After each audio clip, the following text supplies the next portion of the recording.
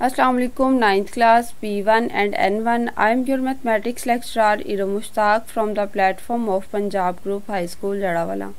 Students, hope you are fine and well. Today, 3rd July 2020, we are going to discuss multiple choice questions and short questions of chapter 8 from summer vacation homework. Students, as you know, we have completed our chapter 8 from textbook. Now we will discuss it from summer vacation homework. जी student, सबसे पहले हमारे पास chapter 8 के MCQs हैं summer vacation homework से। इन MCQs को आपने अपने समर वेकेशन होमवर्क पैक पे ही सॉल्व कर लेना है। The point -3 is in quadrant. अगर दोनों माइनस के पॉइंट्स होते हैं तो क्या वो कौन से क्वाड्रेंट में जाता है? वो बेटे थर्ड क्वाड्रेंट में वो पॉइंट होता है। आपके पास सी वाला इसका राइट ऑप्शन है।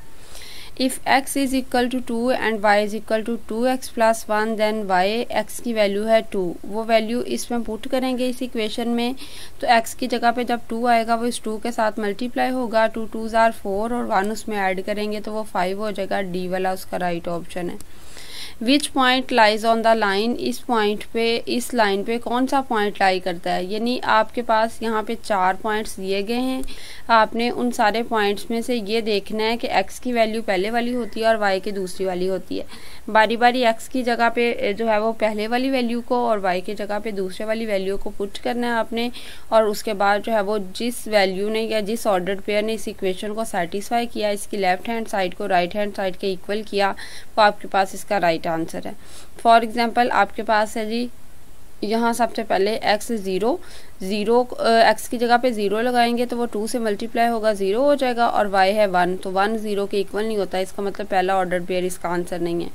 उसके बाद है 2 1, तो x की जगह पे अगर 2 लगाएंगे तो ये 2 2s are 4 हो जाएगा, और ये आपके पास y की वैल्यू आ जाएगी 1, तो 1 भी 4 के इक्वल नहीं होता। उसके बाद यहाँ पे 2 एज इट इज़ है और x की वैल्यू 2 लगाएंगे तो 2 2s are 4, और यहाँ पे 2 वैल्यू है तो ये भी नहीं इक्वल आएगा।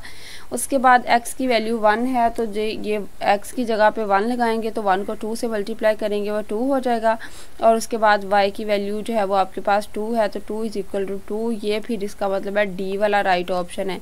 यानी आप इस इक्वेशन में x की जगह पे 1 पुट करेंगे और y की जगह पे 2 पुट करेंगे तो दोनों तरफ 2 इज इक्वल टू 2 आ जाएगा। इसका मतलब डी वाला इसका राइट ऑप्शन है। Graph of x is equal to -2 is a dash line. अच्छा बेटे, जब आपको जो है वो वैल्यूज़ इक्वेशन में अगर x वेरिएबल की गिवन होगी और y की नहीं गिवन, तो हम y की वैल्यूज़ को क्या लेट कर लेते हैं, कुछ पॉजिटिव नंबर रख लेते हैं, कुछ नेगेटिव रख लेते हैं, और x की यही वैल्यू को रिपीट करते हैं, और जो हमारे पास ग्राफ बनता है वो फिर x के पैरेलल नहीं बनता। जिसकी वैल्यू दी हो ग्राफ फिर दूसरे वाली के पैरेलल बनता है, पैरेलल टू y एक्सिस, इसका आंसर आना।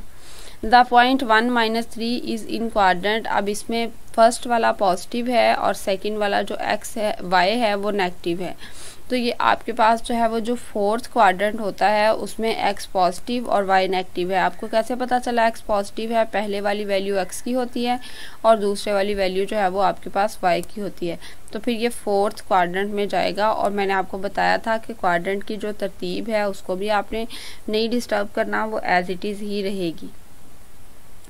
The graph of y is equal to 0 is on. तो जो है वो जो आपके पास y है वो 0 होता है। कौन से वाली जगह पे y 0 होता है? पूरे x एक्सिस पे y 0 ही है, तो जब आज आपके पास आ जाए y इज इक्वल टू 0 तो पूरी x एक्सिस उसका जो है वो आंसर हो सकता है, क्योंकि सारे x एक्सिस पे y 0 होता है, और इसी तरीके से सारे y एक्सिस पे x 0 होता है। If x is equal to 4 y is equal to x plus 16 then y। x की वैल्यू है 4 तो y की वैल्यू कैसे निकालेंगे? x की जगह पे हमने 4 पुट करना है, 4 प्लस 16 वो आ जाना है 20, तो y की वैल्यू इसमें आ जाएगी 20, यानी बी वाला राइट ऑप्शन है। नेक्स्ट बेटे हमारे पास है Cartesian plane is divided into dash quadrants. Quadrant word का मतलब ही चौथा हिस्सा होता है, तो फिर कितने प्लेन्स में से डिवाइड किया जाता है? जब एक हॉरिजॉन्टल लाइन लगाते हैं और एक वर्टिकल लाइन लगाते हैं तो कार्टेशियन प्लेन 4 क्वाड्रेंट्स में डिवाइड हो जाता है। इसका आंसर है सी वाला। नेक्स्ट बेटे आपके पास है द सेट ऑफ पॉइंट्स, वो उन तमाम नुकात का वो जो कलेक्शन या मजमुआ that lies on the same line, जो एक ही लाइन पे मौजूद होते हैं उन्हें हम कहते हैं कोलिनियर पॉइंट्स। और अगर जो है एक पॉइंट है वो उन कोलिनियर पॉइंट से बाहर यानी उस लाइन पे नहीं है मौजूद, तो वो फिर वो वाला पॉइंट जो बाहर वाला है वो उन पॉइंट्स के साथ नॉन कोलिनियर होगा, और जो एक ही लाइन के सारे होते हैं उन्हें कोलिनियर कहते हैं। नेक्स्ट है बेटे हमारे पास 10 वाला MCQs, y coordinate of a point. जो एक पॉइंट है आपके पास यानी एक ऑर्डर्ड पेयर है, उसमें उसका जो वाई कोऑर्डिनेट है उसे हम ऑर्डिनेट का नाम देते हैं, और अगर एक्स कोऑर्डिनेट हो तो उसे हम एब्सीसा का नाम देते हैं। ये आपको मैंने समरी में जब पॉइंट्स पढ़ाए थे तो एब्सीसा और ऑर्डिनेट की डेफिनेशन करवाई थी। नेक्स्ट बेटे हमारे पास है द पॉइंट -1 एंड 2। ये आपके पास इसमें जो पहले वाली वैल्यू होती है वो x की होती है और दूसरी वैल्यू y की होती है। अब इसमें x नेगेटिव है और y पॉजिटिव है, तो x नेगेटिव जो है वो सेकंड वाले क्वाड्रेंट में होता है और y पॉजिटिव भी उसी सेकंड क्वाड्रेंट में होता है, तो ये 2 वाला बेटे इसका राइट ऑप्शन है। The graph of y is equal to 7 is on. अब इसमें y की वैल्यू दी हुई है। जब बेटे एक वैल्यू दी हो तो आपने दूसरी ये नहीं कहना कि उसकी वैल्यू 0 है। अगर एक वैल्यू दी हुई हो तो फिर दूसरी वैल्यूज कोई भी हो सकती हैं, यानी वो कोई पॉजिटिव नंबर भी हो सकता है, वो कोई नेगेटिव नंबर भी हो सकता है, डिपेंड करता है आपने कौन सी वैल्यू लेट की है। लेकिन अब जौन सी मर्जी वैल्यू लेट की हुई है आपने, जब एक आपको वैल्यू दी हुई है तो वो अगर y की वैल्यू है तो आपका ग्राफ x एक्सिस के पैरेलल जाएगा, और अगर x की वैल्यू है तो ग्राफ y एक्सिस के पैरेलल जाएगा। तो graph of y is equal to 7 is on, ये y की वैल्यू थी तो x एक्सिस के पैरेलल जाएगा। नेक्स्ट आपके पास है बेटे x-1 और y+1, ये एक ऑर्डर पेयर है और ये इक्वल है दूसरे ऑर्डर पेयर 0 0 की। अब हमने x और y की वैल्यू बतानी है। सबसे पहले तो ये दरमियान में जो इक्वालिटी का साइन है इसका मतलब है इस ऑर्डर पेयर का फर्स्ट एलिमेंट यानी जिसको एब्सीसा कहते हैं इसके एब्सीसा के इक्वल होगा। तो x-1 किसके इक्वल आ जाएगा 0 के, तो x-1 0 के इक्वल है, -1 दूसरी तरफ जाके क्या हो जाएगा +1, और x की वैल्यू आपके पास आ जाएगी 1 यानी +1 आ जाएगी। फिर उसके बाद y+1, ये जो दूसरा पॉइंट है उसको दूसरे वाले 0 के इक्वल रखेंगे तो y इज इक्वल टू आ जाएगा -1, यानी x की वैल्यू आई 1 और y की वैल्यू आई -1। जब इन्हें तरतीब से लिखते हैं तो ये एक ऑर्डर्ड पेयर बन जाएगा। ऑर्डर्ड पेयर में हमेशा पहले x की वैल्यू लिखनी है, तो ये a वाला इसका राइट ऑप्शन आ जाएगा 1 और -1। The point 2 0 lies. अब ये जो पहला आपके पास पॉइंट है ये x की वैल्यू है 2 और y की वैल्यू 0 है, तो y की वैल्यू 0 किस पे होती है x एक्सिस पे, तो x एक्सिस पे जहाँ पे पॉइंट 2 है वहाँ पे आपने शो करवा देना। अब इस लाइन का आंसर पूरे का पूरा x एक्सिस नहीं है, लेकिन ये जो पॉइंट x एक्सिस के ऊपर जो पॉइंट 2 है वो इसका आंसर है। तो उन्होंने सिर्फ ये पूछा कि ये पॉइंट कौन से एक्सिस पे मौजूद होगा, तो ये x एक्सिस पे मौजूद होगा। Vertical line y negative is called. अच्छा बेटे x एक्सिस वाली लाइन में सबसे पहले एक साइड पे हम x शो करवाते हैं, दरमियान में ओरिजिन होता है और दूसरी तरफ नेगेटिव वाले नंबर्स होते हैं, तो उसे कहते हैं x बार या x नेगेटिव। वो आपके पास हॉरिजॉन्टल लाइन होती है और उसे हम x एक्सिस का नाम देते हैं। ये वाली जो लाइन है वर्टिकल है, इसमें y होता है सबसे पहले, फिर ओरिजिन आता है, फिर नेगेटिव y आ जाता है, तो ये वाला आपके पास है y एक्सिस। यहाँ तक बेटे हमारे MCQs कंप्लीट हो गए हैं। अब हम शॉर्ट क्वेश्चंस को डिस्कस करते हैं। वैसे तो हम शॉर्ट क्वेश्चंस डिटेल में पढ़ चुके हुए हैं सारे के सारे इस चैप्टर के, लेकिन अब दोबारा से इसको समर वेकेशन होमवर्क से देखते हैं कि कौन से क्वेश्चंस किस एक्सरसाइज से रिलेटेड हैं। जी स्टूडेंट, सबसे पहले हमारे पास है शॉर्ट क्वेश्चन में डिफाइन कोऑर्डिनेट ज्योमेट्री। एक्चुअली ये चैप्टर नंबर 9 का क्वेश्चन है, लेकिन इसका लिंक जो है वो कार्टेशियन प्लेन से था, इसलिए मैंने आपको चैप्टर 8 की डेफिनेशन में भी इसको लिख दिया है। तो सबसे पहले डिस्कस करते हैं कि ज्योमेट्री क्या है। ज्योमेट्री में तो हम डिफरेंट ज्योमेट्रिकल जो शेप्स होती हैं उनको जो है वो स्टडी करते हैं, जैसे रेक्टेंगल हो गई, स्क्वायर हो गया, या फिर जो है वो सर्कल है, कोई भी ज्योमेट्रिकल शेप है। अब कोऑर्डिनेट तो हम कहते हैं कार्टेशियन प्लेन को जो हम स्टडी करते हैं। तो कोऑर्डिनेट ज्योमेट्री का अब क्या मतलब है, बाज़ औक़ात जब आप जो है वो ऑर्डर्ड पेयर शो करवाते हो उसके इक्वेशंस के, तो आपके पास जो पॉइंट्स आते हैं उन सारे पॉइंट्स को ज्वाइन करते हो तो आपके पास एक स्ट्रेट लाइन बन जाती है। लेकिन बाज़ औक़ात ऐसा होता है कि जो आपके पास ऑर्डर्ड पेयर्स होते हैं उन ऑर्डर्ड पेयर्स को मिलाने से ज्योमेट्री की कोई एक शेप बन जाती है। वो रेक्टेंगल हो सकती है, वो स्क्वायर हो सकती है, वो कोई ट्राइंगल हो सकती है, पैरेललोग्राम हो सकती है। यानी आपके पास कार्टेशियन प्लेन में 4 पॉइंट्स आ जाएं, आपने उन चारों पॉइंट्स को ज्वाइन किया, वो आपके पास रेक्टेंगल बन गई फॉर एग्जांपल। तो जब ज्योमेट्रिकल शेप्स को स्टडी किया जाता है कार्टेशियन प्लेन में तो उसे हम कहते हैं कोऑर्डिनेट ज्योमेट्री। इसकी डेफिनेशन आएगी आपके पास, the study of geometrical shapes in Cartesian plane is called coordinate geometry. Repeat कर रही हूँ, the study of geometrical shapes in Cartesian plane is called coordinate geometry. Next बेटे आपके पास है find the value of m and c in equation 2x plus 3y minus 1 is equal to 0 if y is equal to mx plus c। बेटे ये बात जहन में रखिएगा कि ये वाले जो क्वेश्चंस है ना, ये इक्वेशन के y is equal to mx plus c, वैसे तो एक्सरसाइज 8.1 पूरी इंपॉर्टेंट है शॉर्ट क्वेश्चंस के हवाले से, लेकिन इसमें स्पेशली ये वाला क्वेश्चन बहुत मरतबा जो है वो एग्जामिनेशन पॉइंट ऑफ व्यू से रिपीट हुआ है। ये एक आपके पास स्टैंडर्ड इक्वेशन दी हुई है, आपने इस दी गई इक्वेशन को इस स्टैंडर्ड इक्वेशन तक लेके आना है। मैं यहाँ आपको सॉल्व करके दिखा देती हूँ।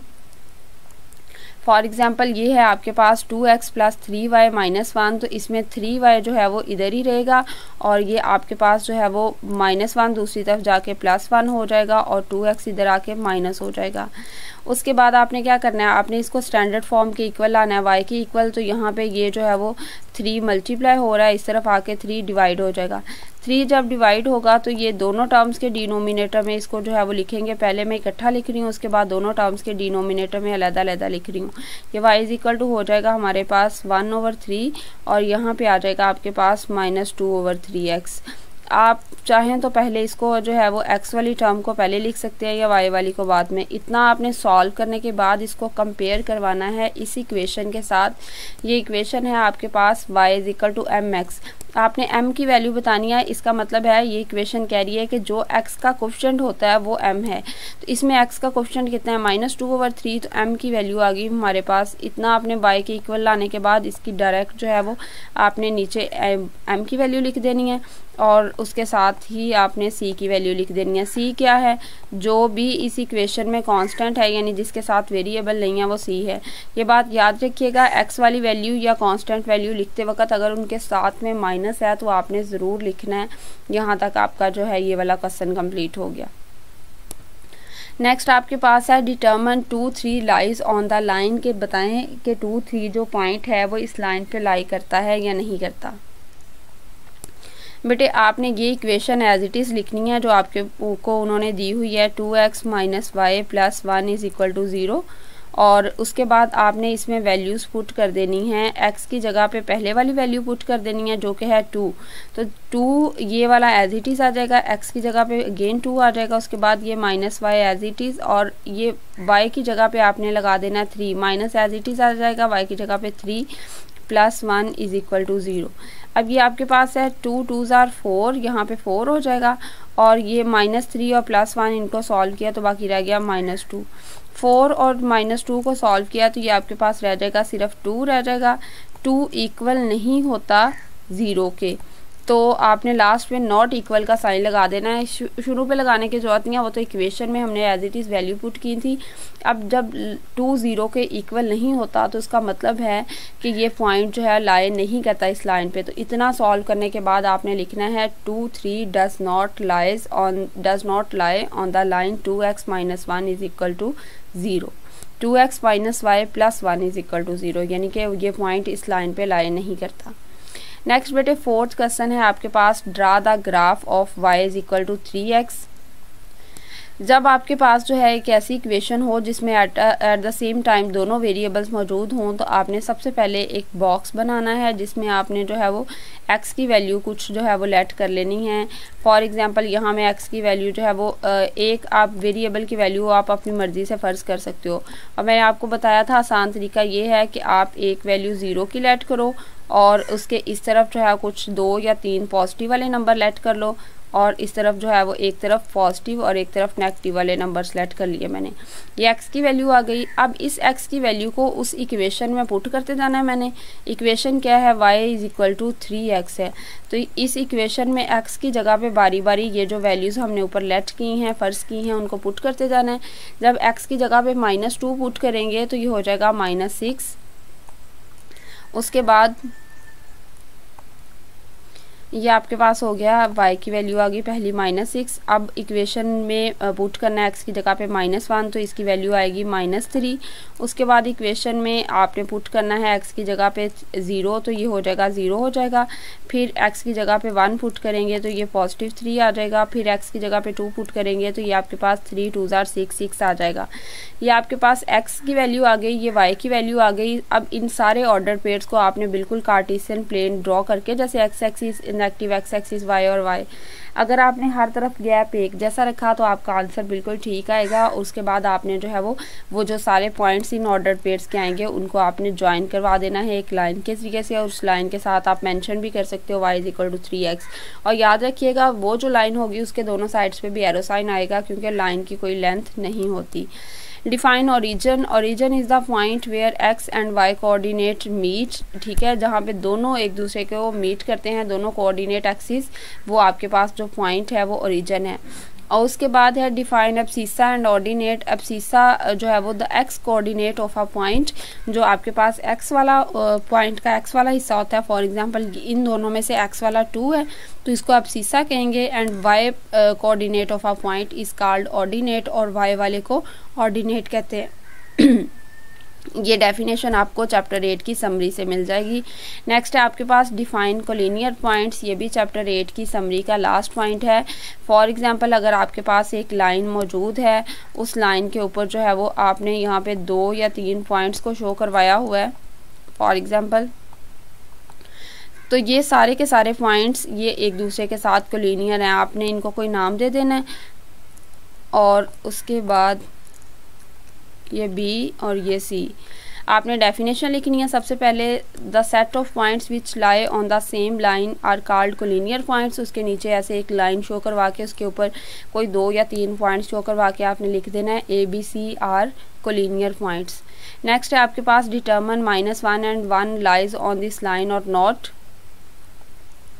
सबसे पहले आपने इस इक्वेशन को एज इट इज़ लिख लेना है। x की जगह पे आपने वैल्यू पुट करनी है जो पहले वाली है दी हुई, वो है -1। ये इसी क्वेश्चन में ये जो ऑर्डर पेयर दिया हुआ है, -y की जगह पे आपने 1 पुट करनी है, और ये +1 = 0।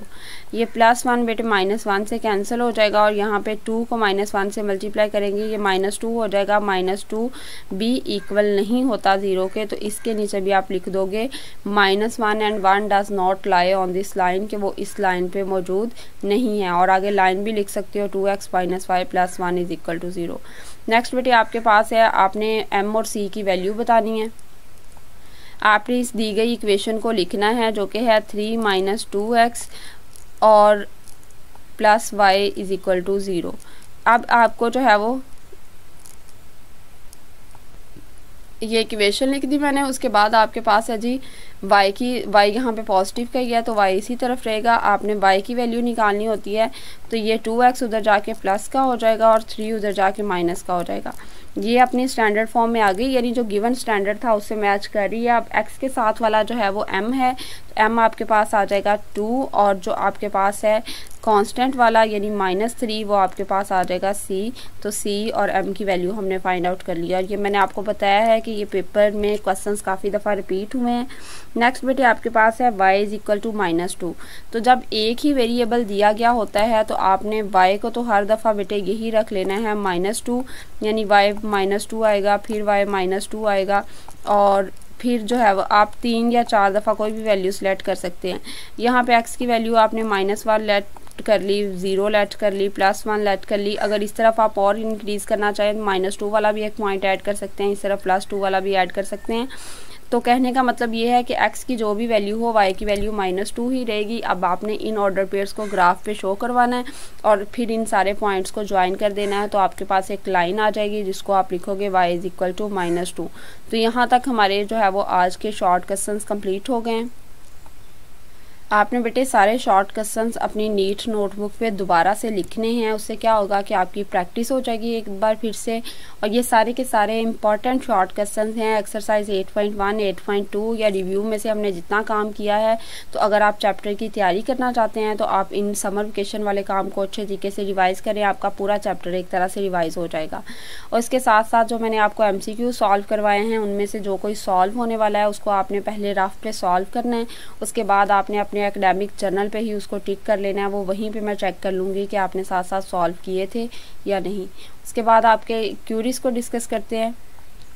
बेटे अगर जो है ग्राफ बनाने के लिए आपके पास एक ही वेरिएबल गिवन है तो आपने एक को और दूसरा वेरिएबल आपका जो है वो आपने अपनी मर्ज़ी से उसकी कोई वैल्यू सेलेक्ट कर लेनी है और ग्राफ पे शो करवा देना है। और अगर आपके पास दो वेरिएबल गिवन है, यानी जैसे एक हमने क्वेश्चन सॉल्व किया y is equal to 3x, तो फिर आपने उसमें x की वैल्यूज़ अपनी मर्ज़ी से लेट कर लेनी है और फिर x की वैल्यूज़ को उस दी गई इक्वेशन में पुट कर करके y की वैल्यूज़ निकालनी है और जो ऑर्डर्ड पेयर्स आएंगे उन ऑर्डर्ड पेयर्स को ग्राफ पे शो करवा के आपके पास एक लाइन आ जाएगी। उसके अलावा यहाँ पे एक इंपॉर्टेंट हमने क्वेश्चन डिस्कस किया था, y is equal to mx plus c वाला, उसमें आपने y के इक्वल लेके आना है उस दी गई इक्वेशन को। जब वो पॉजिटिव y के इक्वल आ जाएगा तो जो x के साथ कोफिशिएंट है वो आपके पास m हो जाएगा और जो कांस्टेंट वैल्यू है वो c हो जाएगी।